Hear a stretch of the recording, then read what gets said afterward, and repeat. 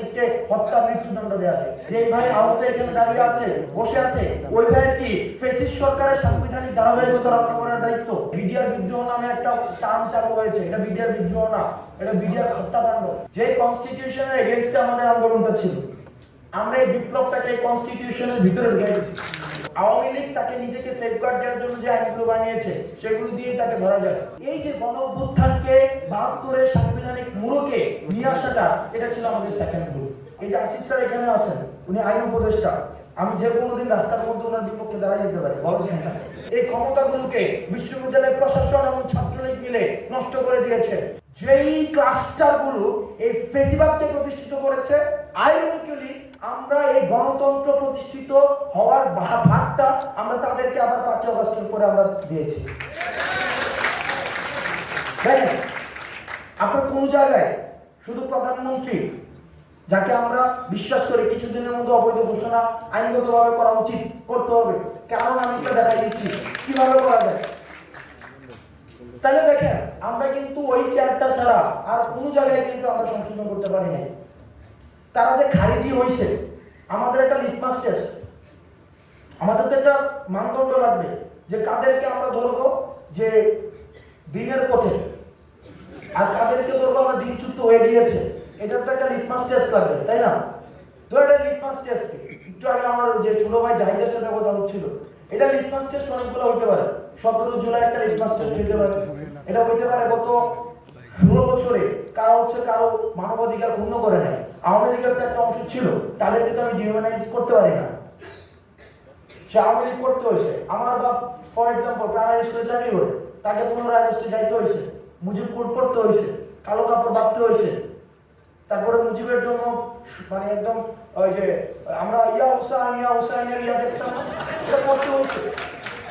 তো আমি একটা অ্যাকোমোডেটিভ সোসাইটিতে দাঁড়ায় তাদের কিন্তু আমি খারিজ করে দিতে পারি না, পারি না। তো এখন ওই জায়গায় দাঁড়িয়ে আমাদের একটা তর্ক আসছে, যেটা মীমাংসা খুব প্রয়োজন।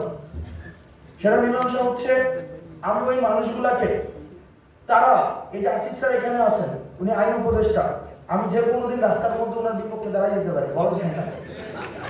তো এখন বিষয়টা হচ্ছে, এই যে ক্লাস্টারগুলো, তারা যে দিনের পথে আসছে, তারা যে নতুন করে বায়াত নিছে, এই বায়াতের এন্ডোর্সমেন্টটা কি? আমরা তাদের প্রতি কিভাবে বিশ্বাস রাখবো? তার সাথে কিভাবে আমরা জনগণ এন্ডোর্স করবে, এটাকে নিশ্চিত করতে হবে। না হয় এই যে ১৬ বছর ধরে যারা ফেসিবাদের সুবিধাভোগী ছিল, তারাই আবার আমরা দেখি বিভিন্ন পর্যায়ে এখন নিজেকে বঞ্চিত লীগ হিসেবে উপস্থাপন করছে, এবং তারাই আবার হচ্ছে গণতন্ত্র প্রতিষ্ঠা করার জন্য তারা দায়িত্ব নিয়েছে। এখন আমরা তাদেরকে কিভাবে ট্রাস্ট করব, এটার নিশ্চয়তা আমাদেরকে দিতে হবে। না হয় কিন্তু আমরা জাতি হিসেবে কালেক্টিভ ভাবে আমরা মনে করবো প্রতারিত হচ্ছি বা প্রতারিত হব। এখন আমরা জাতি হিসেবে প্রতারিত হতে চাই না, এটা হচ্ছে ১ নম্বর আমার স্ট্যান্ড। ২ নম্বর বিষয়, আমাদের বড় একটা ভুল, এই বড় একটা ভুল সেটা ছিল যে আমরা যে কনস্টিটিউশনের এগেইনস্টে আমাদের আন্দোলনটা ছিল, আমরা এই বিপ্লবটাকে এই কনস্টিটিউশনের ভিতরে ঢুকে দিয়েছি। ৫ আগস্টের পরে আমরা ওই কনস্টিটিউশনের আন্ডারে শপথ নেওয়া, ওই কনস্টিটিউশনকে আমি তো ভাই ডিজনই করলাম, আমরা করেই তো হচ্ছে রাস্তায় নামলাম।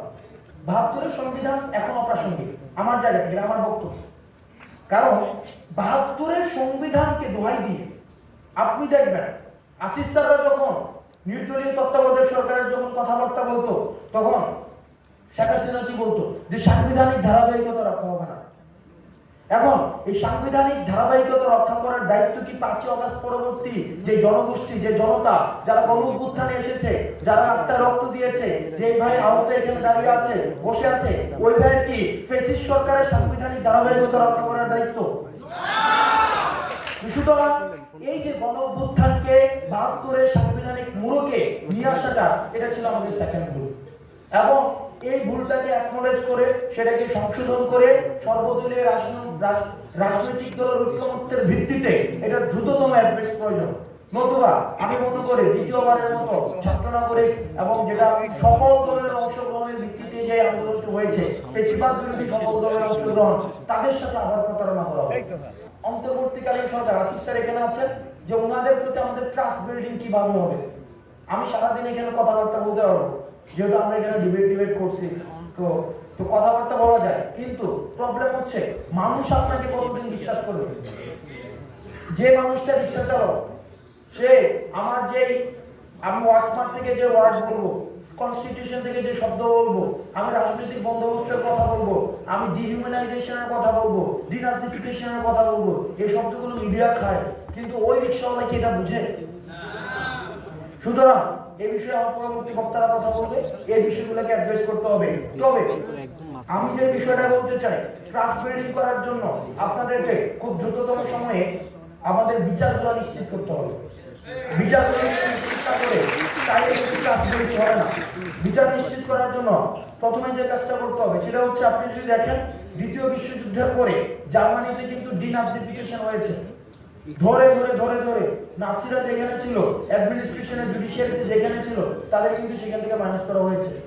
কারণ ওই যে আমরা প্রথম ভুলটা, এই প্রথম ভুলের সংশোধন হচ্ছে এটা, আমাদেরকে আওয়ামী লিগ্যালাইজেশন করতে হবে। সব জায়গা থেকে আপনার আওয়ামী লীগের যে মুজিববাদী চেতনার যে শক্তিটা রয়েছে, সেই শক্তিটাকে আপনাকে যদি আলাদা না করতে পারেন, এখন ওই শক্তিটাকে আমরা কি করবো? বঙ্গোপসাগরে নিয়ে পালাই দিয়ে রাখবো? আমরা কি করবো ওদেরকে নিয়ে? ওদেরকে নিয়ে কোথায় যাইব? ওদেরকে নিয়ে যাওয়ার প্রক্রিয়া আছে, সেটা হচ্ছে ওদেরকে আগে অ্যাকনোলেজ করতে হবে যে these are the crimes we have intentionally committed, এবং আমরা জাতির কাছে এই ভুলগুলো আমরা করেছি, এটা তাদেরকে কালেকটিভ সেটা অ্যাকনোলেজমেন্ট লাগবে। 2 নাম্বার, বিদ্যমান যে আইন রয়েছে, এই বিদ্যমান আইনের মধ্য দিয়ে তাদেরকে বিচার নিশ্চিত করতে হবে। এরপর যদি তাদের কোনো ধরনের রিহ্যাবিলিটেশন প্রয়োজন হয়, সেটা ইতিহাস এবং তখনকার ছাত্র নাগরিক সেটা সিদ্ধান্ত নেবে। কিন্তু প্রথম 2টা ধাপ নিশ্চিত না করে যদি কোনো রাজনৈতিক দল তাদেরকে হচ্ছে আমাদের এলাকায় বলে ফিসাবিলিল্লাহ ক্ষমা করে দেওয়া, আমরা শুনি মাঝে মাঝে বলা হয় যে ক্ষমা করে দিলাম, এটা যদি করে তাহলে ছাত্র নাগরিকের সাথে বেইমানি হবে।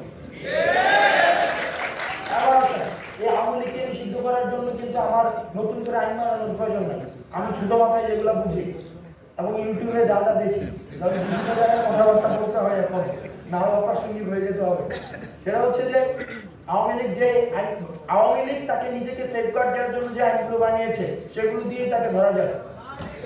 যেমন তারা সন্ত্রাস দমন আইন, যেটা 18, আমি জায়গা ঠিক বলছি কিনা, আমার ওনার ভিডিও থেকে কপি করে দিচ্ছে, সন্ত্রাস দমন আইন 18 ধারা ওখানে বলা হয়েছে আওয়ামী লীগ যা যা করেছে সেটার জন্য তাদেরকে আপনি বিচার নিশ্চিত করতে পারবেন এবং অ্যাজ এ সংগঠন তাদেরকে নিষিদ্ধ করা যায়। 2 নম্বর বিষয়, সেটা হচ্ছে ইন্টারন্যাশনাল ক্রিমিনাল ট্রাইব্যুনাল অ্যাক্ট, যেটা জামাতকে হচ্ছে সাইডলাইন করার জন্য, জামাতকে হচ্ছে মার্জিনালাইজ করার জন্য যেটা করা হয়েছে, এটা যেন আওয়ামী লীগের জন্য প্রযোজ্য। সব জায়গা থেকে আমাদের কাছে মনে হয়, এবং আওয়ামী লীগের বিরুদ্ধে আপনারা যদি উৎসাহী হন, আরো কিছু কাজ করা যায়। সেটা হচ্ছে আওয়ামী লীগ 4টা মূলনীতি ছিল না?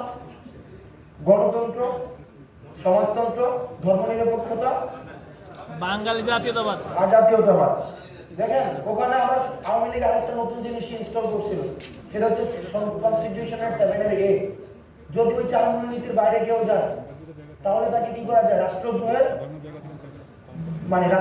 মামলায় দেওয়া যায়, এরকম কিছু একটা মৃত্যুদণ্ড দেওয়া যায়, কি দেওয়া যায়?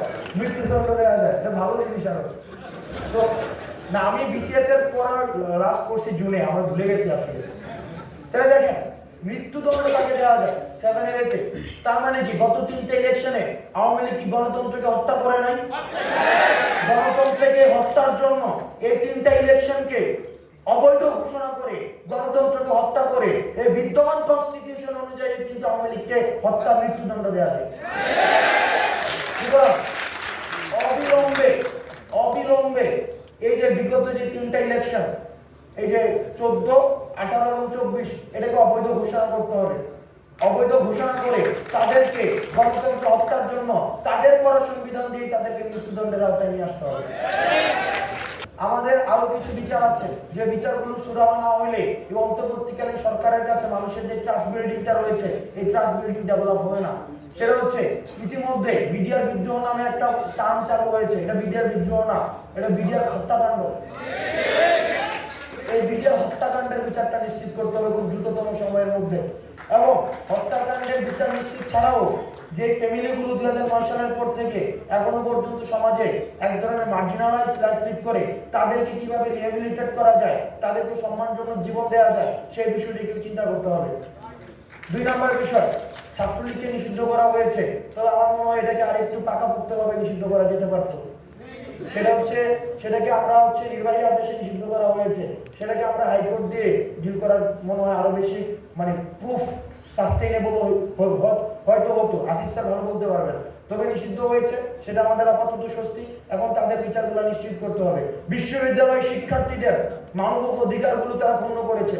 বিশ্ববিদ্যালয়গুলোকে এক একটা কনসেন্ট্রেশন ক্যাম্প হিসেবে চালু করেছে। আমাদেরকে সিস্টেমেটিক কায়দায় আমাদের যে পটেনশিয়ালস রয়েছে, আমাদের দূরদৃষ্টি সম্পন্ন যে চিন্তা রয়েছে, প্রশ্ন করার যে ক্ষমতা রয়েছে, এই ক্ষমতাগুলোকে বিশ্ববিদ্যালয় প্রশাসন এবং ছাত্রলীগ মিলে নষ্ট করে দিয়েছে। এবং অন্তত আরো পরবর্তী 1টা থেকে 2টা প্রজন্ম শেষে সাফার হবে। সুতরাং শুধুমাত্র তাদেরকে নিষিদ্ধ করে দেওয়াই নয়, তাদেরকে বিচারটা যদি আমরা নিশ্চিত করতে না পারি, তাহলে ছাত্র নাগরিক যারা অভ্যুত্থানে এসেছিল তাদের সাথে আমাদের যে দায়বদ্ধতা রয়েছে, রেসপন্সিবিলিটি রয়েছে, সেটি আমরা পূর্ণাঙ্গভাবে পূরণ করতে পারবো না। সুতরাং এই জিনিসটিকে নিশ্চিত করতে হবে।